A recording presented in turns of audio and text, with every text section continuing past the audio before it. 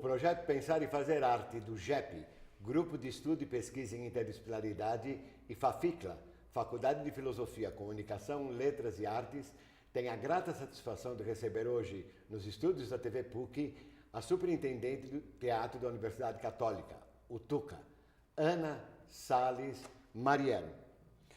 Ana Salles é formada em Letras pela PUC São Paulo e com mestrado em Comunicação e Semiótica, e é professora do Departamento de Artes da Pontifícia Universidade Católica de São Paulo.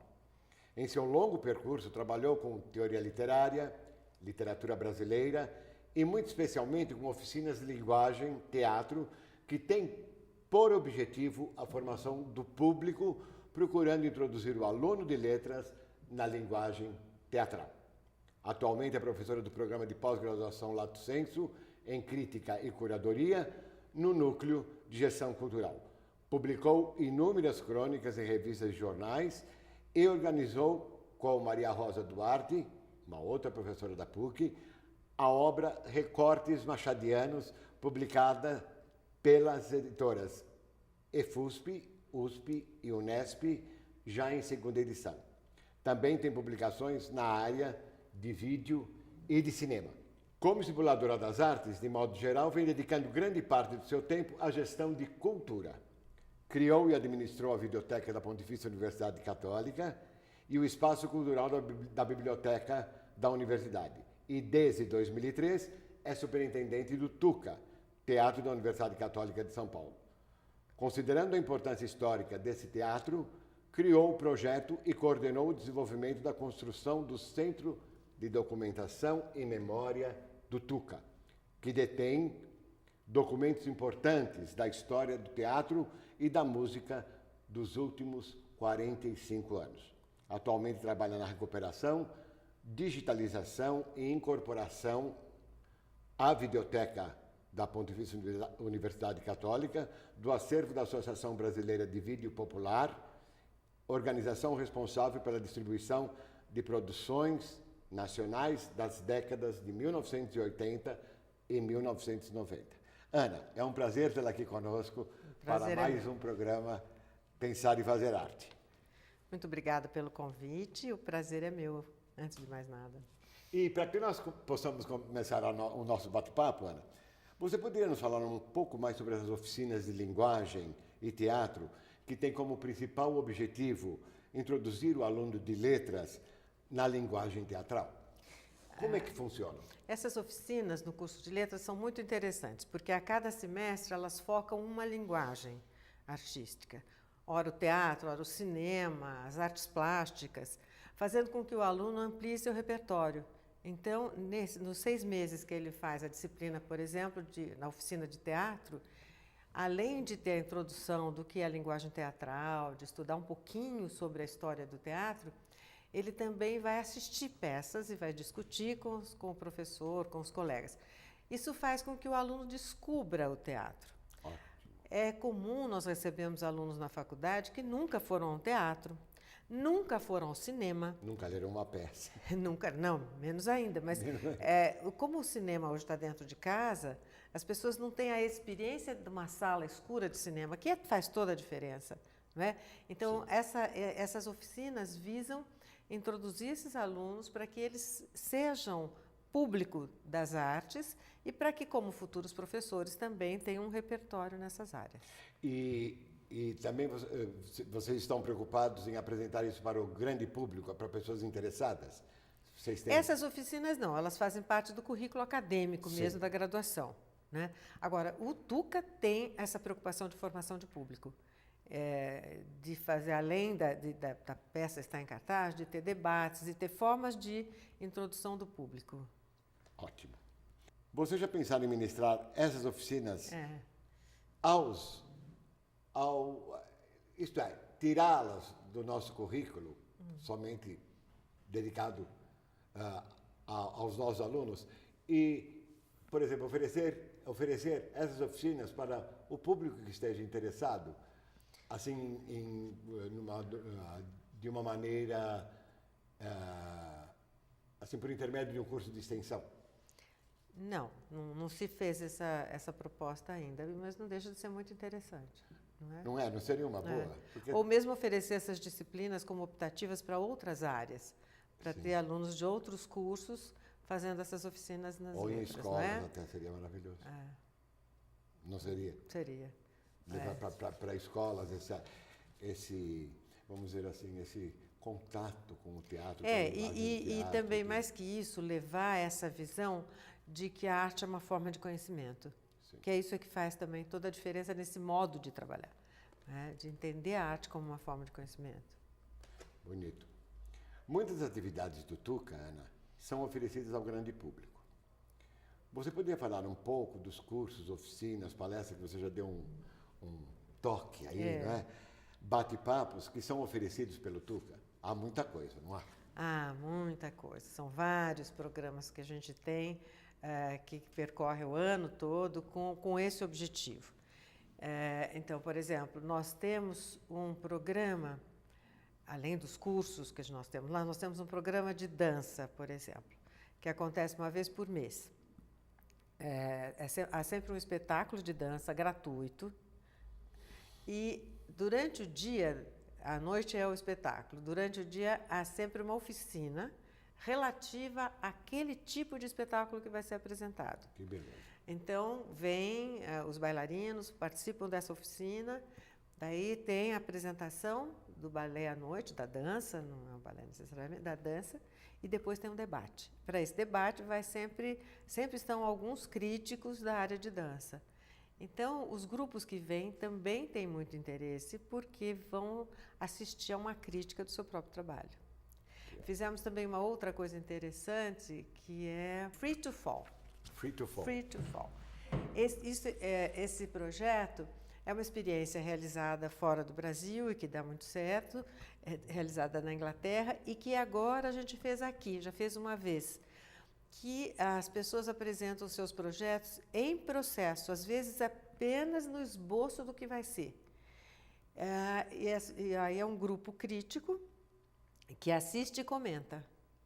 Que interessante. Então, as pessoas se inscrevem, apresentam seus projetos. Então, essas atividades são feitas para as pessoas ligadas à área da dança, por exemplo, mas também para aqueles que querem ser público de dança, porque a dança contemporânea é complexa. Muito complexa. E aí, quando você começa a aprender sobre ela, é que você consegue fruir adequadamente o espetáculo. Aliás, acho que é um curso que eu preciso fazer. E ir lá, frequentar essas... Sabe por quê? Porque ao entrevistar o Hugo Traves aqui mesmo, que é o mestre do Ballet do Teatro Municipal de São Paulo, eu perguntei, e a música, e o ballet contemporâneo, né? Quanto mais eu leio as descrições feitas por críticos, as narrativas, etc., os trabalhos de crítica sobre eles, quanto mais eu leio os programas, menos eu entendo. E a resposta ficou no ar. Até hoje. Hugo, você me deve essa. E na verdade, porque você vê, há uma interferência, uma intercomunicação das áreas da dança, do teatro, da performance, muito grandes, não dá para separar. Quando também não há, além disso, a projeção, então há cinema junto. As linguagens estão muito mescladas e realmente...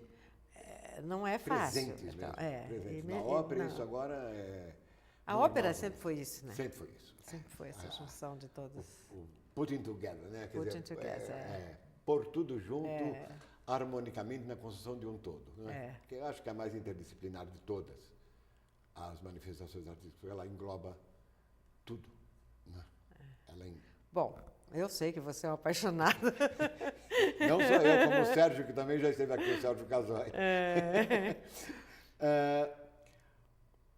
O Tuca sempre primou em propiciar à sociedade espetáculos de educação, arte e cultura. Não é? Orquestras sinfônicas, concertos de música popular, peças teatrais, concertos de música clássica para adultos e crianças.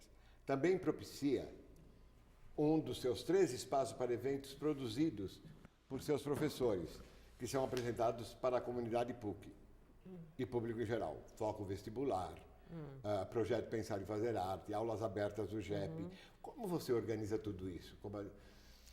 Na verdade, essas atividades da PUC, né, produzidas pelos professores da PUC, que acontecem lá, não são produzidas por nós. Nós só recebemos essas atividades e criamos as condições de realização, as condições de espaço, as condições físicas, né? De som, luz, etc. Então, não são produções nossas.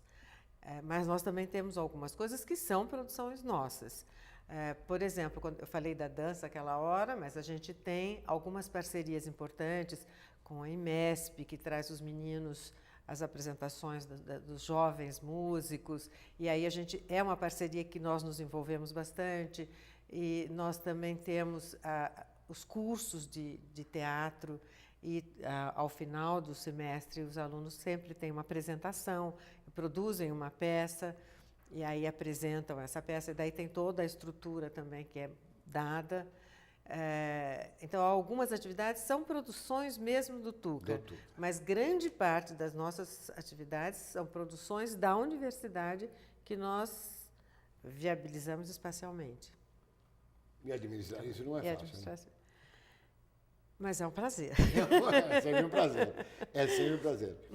E qual é o que dá mais trabalho?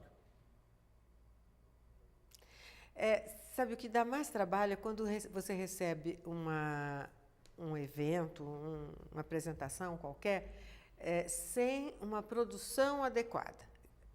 Por exemplo, a pessoa imagina, vamos pensar uma coisa muito simples, um seminário acadêmico, e reserva o Tuca com 672 lugares e não divulga. Divulga para um mínimo de pessoas um assunto absolutamente específico, que não é de um interesse muito grande, então você recebe um público de 100 pessoas, que talvez para aquele assunto seja um grande público, mas para aquele espaço é um fracasso. Então, administrar isto da relação, da pessoa entender qual é o tamanho do seu evento, qual é a característica do evento, isto para mim é difícil, porque também é você interferir em algo que já vem concebido e que quase sempre as pessoas acreditam que vão ter 500 pessoas no público, não é? E depois é constrangedor quando não há. Quando há mais gente no palco do que na plateia, né? Mais gente no palco do que na plateia. Como Orson Welles, que foi, sabe essa história? Ele foi fazer uma palestra no interior dos Estados Unidos, foi convidado e chegou, tinham 4 pessoas para assisti-lo. E aí ele disse, eu sou tantos e vocês tão poucos. Às vezes acontece isso. Não, também existem as intempéries, não é? Por exemplo, num dos espetáculos Pensar em Fazer Arte, onde nós esperávamos 400 pessoas, quebraram 3 ônibus. Porque deu uma chuva e encalharam, entende? Não chegaram. Aí é que está. Quer dizer, você, não, isso existe também, claro, lógico. Mas também isso não se pode prever. Claro, não se pode prever. Mas realmente deve ser muito difícil. Geralmente, para 100, 200 pessoas é um tipo de lugar. Para 600... Claro, é outra. E para 80, 40 é outro, né? Conta um pouco ao telespectador sobre os recortes machadianos, que é muito interessante, principalmente para o jovem que vai fazer vestibular, não é? Saber um pouco de Machado de Assis, e não só saber, mas como ler os livros de Machado de Assis. Antes de mais nada, ler. O livro que já está indo para a 3ª edição.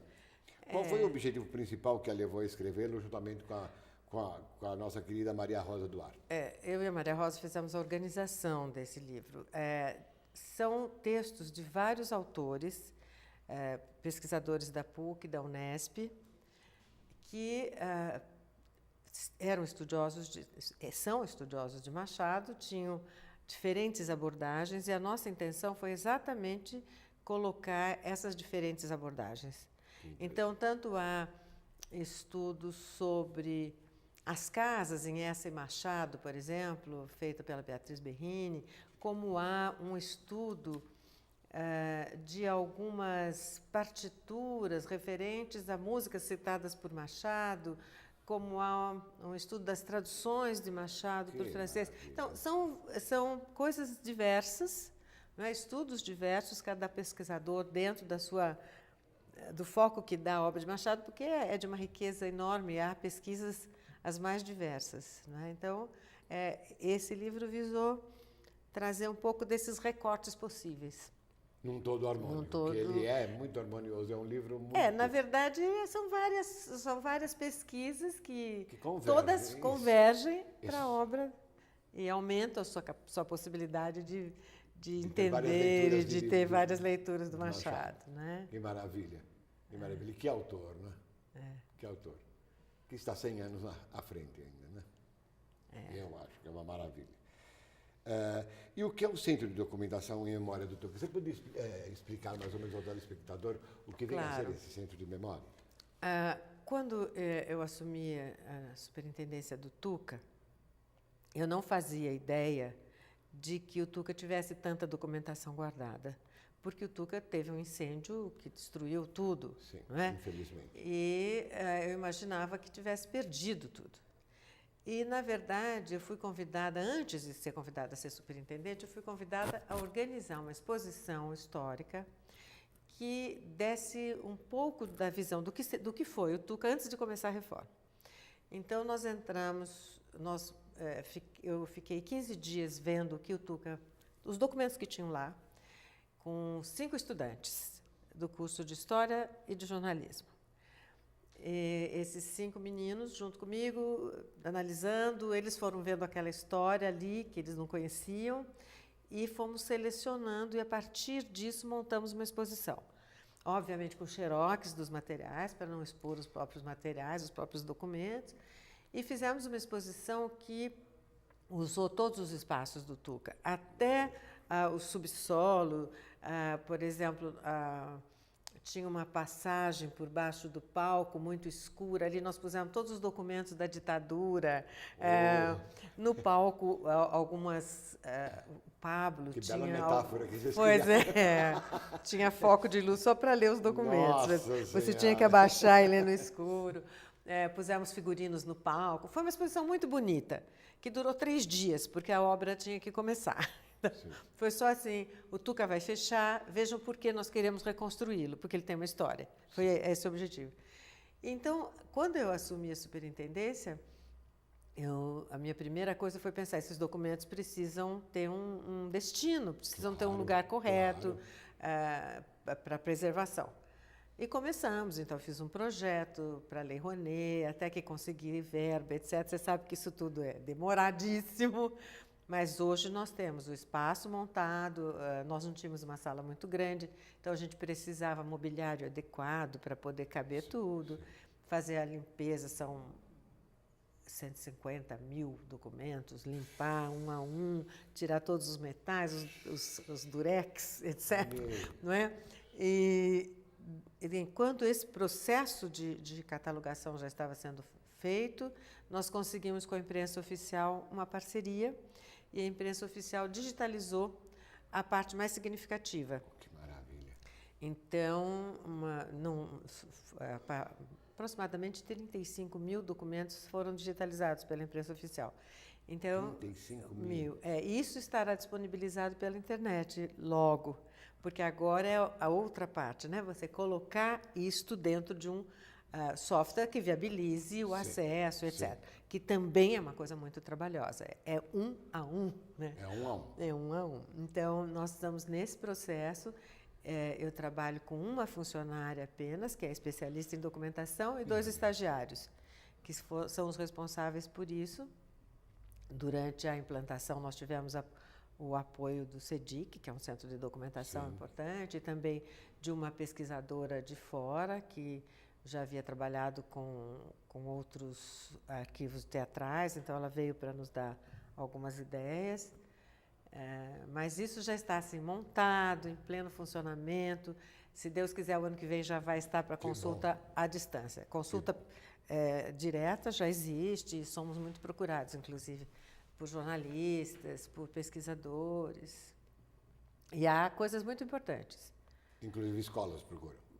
Não, mas pesquisadores, estudiosos de teatro, ou estudiosos da música popular brasileira, ou de alguma coisa específica que aconteceu aqui. Sim. E vocês pensam ainda em realizar... Sabe o meu sonho para o Tuca? De ver, pelo menos numa noite, o coral lírico do Teatro Municipal,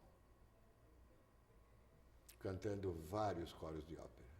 Seria uma maravilha. Seria. Precisamos tentar conseguir. Não, eu falei com o João Malu, falei, a hora que você quiser. Ah, é? Então entrar. tá aqui, olha, registrado. Só pedir licença para a diretora do teatro. Podíamos pensar em fazer alguma coisa tipo assim, uma coisa de final de ano. Exatamente, Claro. exatamente. Isso é uma coisa que já está engatilhada. Agora precisa falar, né? Ele falou que precisa entrar com a documentação, tudo. Mas acho que não vai haver problema. Vai sair, vai sair. E quais são as coisas que você tem em mente para um futuro próximo, Ana? Assim, coisas que viabilizem um incremento repertorial para o público. Então, uma primeira coisa que nós estamos revendo o curso de formação do Tuca. É um curso que tem 25 anos e que curso de teatro, né? O curso de teatro, E é um curso que é um curso não regulamentado pela Secretaria de Educação, mas um curso reconhecido pelo sindicato e que o sindicato oferece o DRT a partir do nosso curso, quando o aluno tem a conclusão. E esse curso nós estamos revendo, enquanto metodologia, para criar uma coisa bastante inovadora. Então, para o ano que vem, provavelmente, nós vamos ter muita transformação nesses cursos que a gente oferece lá. A gente oferece vários cursos livres, de uma vez só por semana, e também nós temos um curso de teatro para comunicação, que é um sucesso, acho que nós já montamos umas 25 vezes. Só ouço falar bem, nunca tive a oportunidade de fazer. É muito interessante. Adoraria fazer. Porque é um curso que tem um ator e uma fonoaudióloga em sala, o tempo todo. Então, o aluno é cuidado e observado o tempo todo. E tem tido um resultado muito bom. São 10 semanas e muito bom. E quantas vezes por semana? Uma vez por semana. Uma vez por semana, Uma vez por semana, 10 semanas, 3 horas de aula 3 cada horas. vez. É um curso de 30 horas. E muito bom, de muito bom resultado. É um curso de extensão ou não? Não. É um curso de extensão, porque agora estão todos pelo COGEA, como extensão. É um curso de extensão e o objetivo é desenvolver a comunicação. Vem muita gente da área de direito, claro. muitas pessoas da área empresarial que precisam da comunicação em reuniões, pessoas que têm dificuldade de falar em público. Né? Como falar em público, etc. Isso é muito importante. E, ao mesmo tempo, sem ser aquela coisa formal de gesticular, etc., dos cursos de oratória. Né? Não tem nada a ver. Não tem nada a ver. Que bom. E que dia da semana? Às terças-feiras à noite. Esse curso é sempre terça-feira à noite. Terça-feira à noite? Termina uma turma, começa a outra. Que delícia. Terça-feira à noite. Impossível. Você não precisa disso. Não Você já pode ir lá dar aula. Eu posso dar aula, imagina. Ana, e além desse projeto, alguma nova peça? Agora nós estamos com o Hamlet, do Tiago Lacerda. Olha, né? eu nem posso dizer qual, porque nós terminamos, na semana que vem é que a gente fecha a nossa agenda. Nós estamos com muita coisa boa para o ano que vem. Oh, que bom. E nós agora estamos num ponto no Tuca que, a essas alturas, eu já tenho muitos projetos para selecionar para o ano que vem. Então, nós estamos podendo selecionar os projetos. E realmente estamos numa fase muito boa. Muito boa. Devemos agradecer ao seu trabalho, né? Isso não só o meu, a equipe do Tuca claro, muito o seu e da equipe, claro. E nós, toda essa reforma que aconteceu, criou condições técnicas para funcionar. E o que é um grande diferencial do Tuca, que as produções que vêm para cá dizem, é o tipo de envolvimento do pessoal. Porque a maioria dos funcionários lá tem mais de 15 anos de casa. Então, são pessoas muito envolvidas. Que sabem, têm muita experiência. Tem muita experiência, claro. Tem uma forma educada de se relacionar. Não são pessoas que vêm para fazer uma produção e nunca mais vão aparecer. Né? Então, elas têm uma ligação, elas sabem que o trabalho delas é fundamental para o sucesso do Tuca. Isso faz toda a diferença. Ana, eu gostaria de agradecer muitíssimo a sua presença. Nossa, meu coisa caiu aqui. Não faz mal. Sempre elegante, caindo ou não, você está sempre elegante. Gostaria de agradecer muito a sua presença e esperamos, né, que o pessoal venha ver todas as peças E que o ano que vem tem coisa boa. Que o ano que vem tem coisa boa, em 2013 tem coisa boa, e que todos também apareçam para fazer os cursos, que sempre é bom dar uma olhadinha na voz, como se expressa, como se fala, isto é, como se comunicar em público, que é muito importante para um advogado, para um jurista, para um professor. Para o professor, especialmente. Ana, muito obrigado. Eu que agradeço. E eu gostaria de agradecer ao telespectador pela audiência. Muito obrigado e até a próxima, se Deus quiser.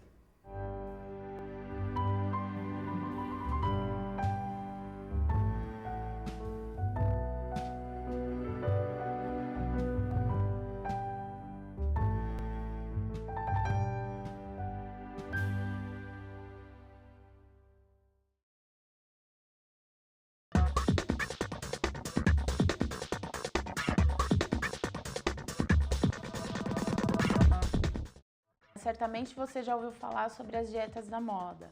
A dieta da proteína, a dieta da sopa, a dieta da lua, a dieta dos carboidratos e, atualmente, a dieta anti-glúten.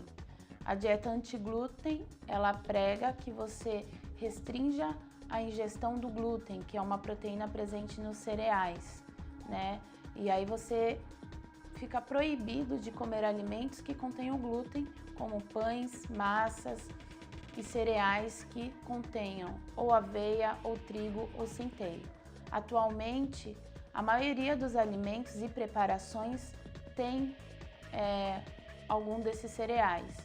Então você fica restrito a poucos alimentos na sua dieta e causa uma deficiência grande de outros nutrientes. Dessa forma, ainda a reeducação alimentar é a melhor saída para o emagrecimento saudável, através de uma alimentação balanceada e a prática regular de atividade física.